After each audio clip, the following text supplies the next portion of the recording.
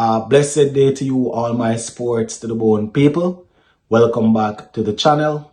Thank you all for tuning in. This one is a bittersweet one, my people. Bittersweet, bittersweet.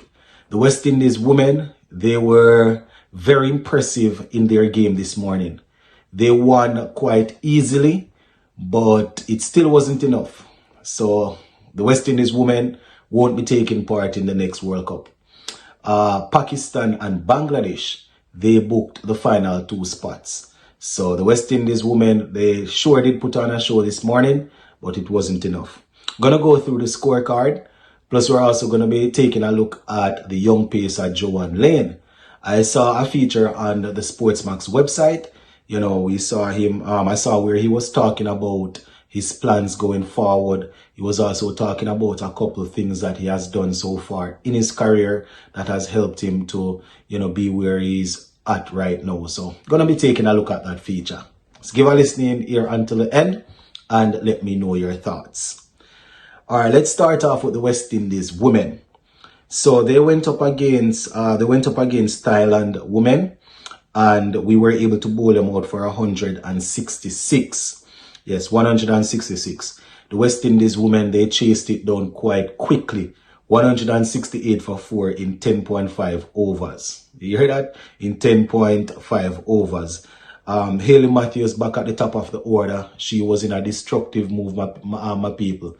You understand? So let's take a look at our bowling first. Batting for Thailand, Chatham, she scored 66 from 98. She was the main contributor, right? Let's just zoom in on our bowling. So leading the way for us, we saw Fletcher. She picked up 4 for 20 off her 10 overs with 1 maiden. She was supported by Johann Layne, who got 3 for 41 from 10. We also saw Monisar getting 2 for 15 from 4.1 overs. And Hayley Matthews, the captain, she chipped in with 1 for 54 of 10 overs. So that is how the bowling went for us. Now, our batting was very impressive, my people. Our batters, very impressive. They actually put together a nice little total before we lost the first wicket. We had 81 on the board before we lost the first wicket. So Hayley Matthews, 70 from 29, 11 fours and 2 sixes, strike rate of 241.37. So she was definitely trying to get us over the line as quickly as possible. Joseph, 26 from 12. Chinelle Henry, who has been in good form recently, she got 48 from 17 with 3 fours and 5 sixes, strike rate of 285.35. Campbell got 9. Stephanie Taylor was left not out on 7. And we saw Elaine on left not out on 5 also. So the West Indies women, my people, as I said, very impressive showing this morning, but not enough to get us over the line. So congratulations to Pakistan women and Bangladesh women. Based on what I am seeing here, net run rate difference was 0.013. You hear that? 0.013. So even though we went at it in this game here, didn't work out. I just one of them things, my people. Hopefully we will we will rebound and come again. All right, let's finish off on a positive note here. Now, the young pacer Johann Layne, he was very impressive in the recently concluded West Indies Championship. I was looking at the Sportsmax website this morning, and I saw where they have, a little feature. So I'm going to be taking a look at it. Going to be reading some part of the article, and then I'll be looking at some of the things that he said pertaining to his career. So they say, Johann Layne charts successful path as part of Windies' new generation. So they say there is no better feeling for a West Indies cricket fan than seeing a fast bowler charging in and rattling the stumps, or having a team in distress during an innings. They say West Indies Academy fast bowler Johann Layne has amplified the belief that a new generation of fast bowlers is poised to carry on the legacy and tradition of the region. All right, they say Barbadian Layne had his best season to date with 27 wickets in 6 matches while spearheading the attack of the academy, right, who were in their second first class season.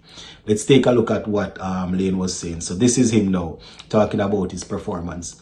I have been doing it for a while now, so I always do my best to set the team off with a good start.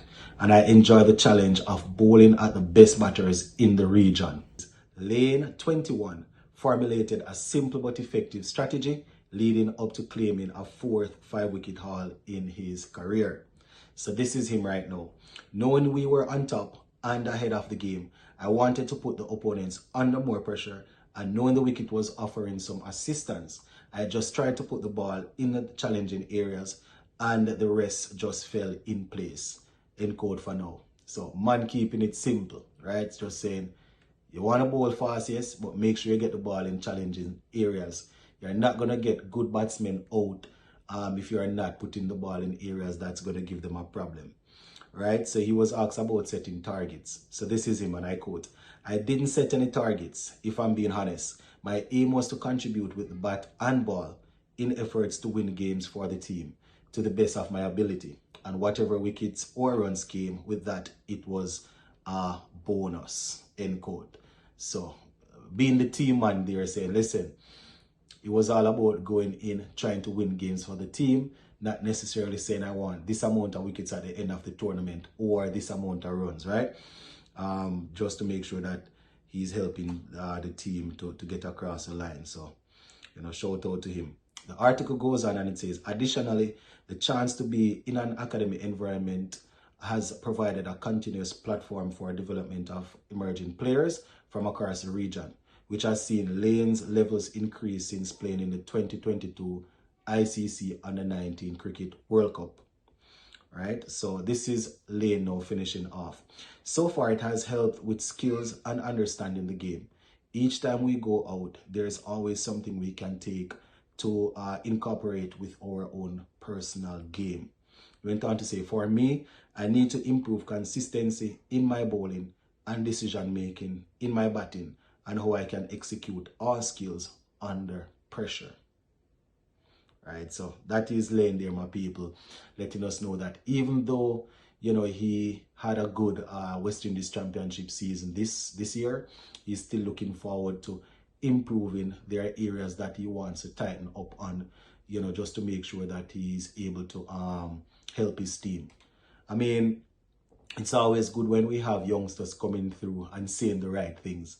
We're just hoping that the system that is needed to help them to grow will be in place, will be put in place if it's not already there, to make sure they transfer from this level to the international level, because that is the only way we can return to the top, like what they have always been singing.